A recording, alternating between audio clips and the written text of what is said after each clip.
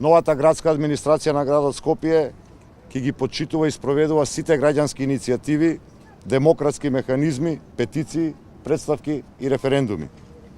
Како идна услужна локална самоуправа ќе се водиме исклучиво од потребите на граѓаните, а одлуките ќе ги носиме исклучиво во консултација со вас и со стручната јавност, бидејќи создаваме град за сите. Затоа ја почитуваме волјата на граѓаните за изгледот на градскиот трговски центар во Скопје и ќе го оставиме отворен за сите. Градскиот трговски центар бил изграден за да биде отворен. Таков и ќе го направиме. Ќе ги санираме штетите од досегашната негрижа и ќе направиме зелен кров на градскиот трговски центар за да го надоместиме лудилото со сечење на зеленилото што ни се случи во изминативе години.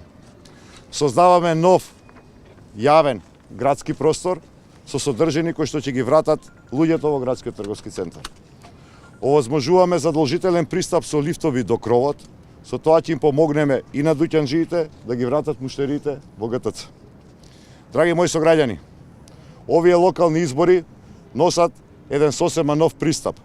За нас клучно ќе биде брзо да ги решаваме вашите проблеми, да ги обезбедиме ефикасните комунални услуги, ефикасен и ефтин јавен превоз, децата да имаат пристојни градинки, затоплени училишта.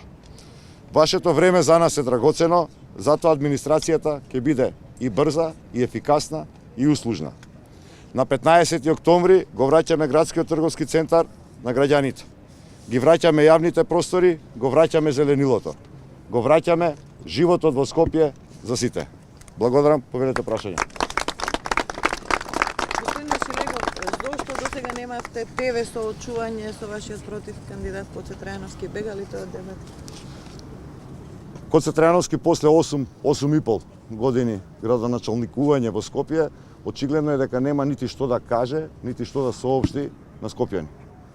Тоталната негрижа во која што е западнато Скопје, нерешавањето на елементарните комунални проблеми, како немањето нити на атмосферска канализација, недостаток на водовод во скопските приградски населби, непробивањето на главните сообраќајни коридори, го прават немоќен во оваа кампања и затоа јас барем не го гледам никаде на теренот. Покривањето со 1 до 2 изјави на денот, без да се движи по меѓународот, без да се движи со луѓето, значи дека нити мисли, нити има слух за нивните потреби. Треба да се видите со луѓето за да ви ги кажат своите потреби, за да го изнајдете решението. Ние, како политичари, како локална самоуправа, интензивно треба да работиме со луѓето за да ги решаваме нивните проблеми.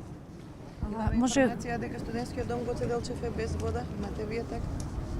Да, за жал, денеска е исклучен студентскиот центар од страна на градскиот водовод и таа е иронијата. Долго што го создаде власта на Никола Груевски, сега по налог на Коце Трајановски и сегашниот директор на водовод ги исклучуваат студентските домови, веројатно за да створат лажна слика или револт кај студентите и кај граѓаните за